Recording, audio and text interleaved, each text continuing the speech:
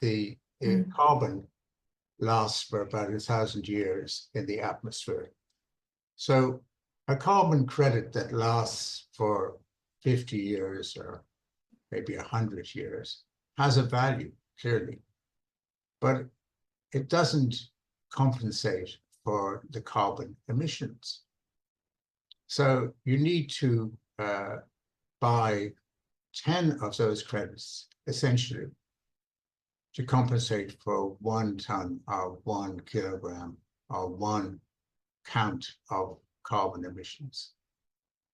Because the 100-ton carbon, like for a forest, for example, it has a lifespan of maybe 100 years, but carbon has a lifespan of 1,000 years. So it follows that to get rid of the carbon completely, you have to compensate by buying 10 of those credits fundamentally. And so the way carbon credits are priced at the moment, that is not clear to most people in the world. They're not aware of the fact that when they buy a carbon credit, that they think that compensates for their emissions, but it doesn't actually. It compensates, in the case for a forest credit, for maybe 10% of the value of an emission.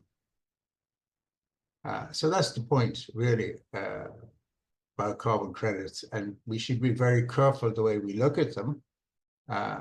And if you find a carbon credit where the CO2 is taken from the air and then mineralized underneath the ground, in other words, put away for all time, that carbon credit is much more valuable than a carbon credit which has only got a life of 100 years.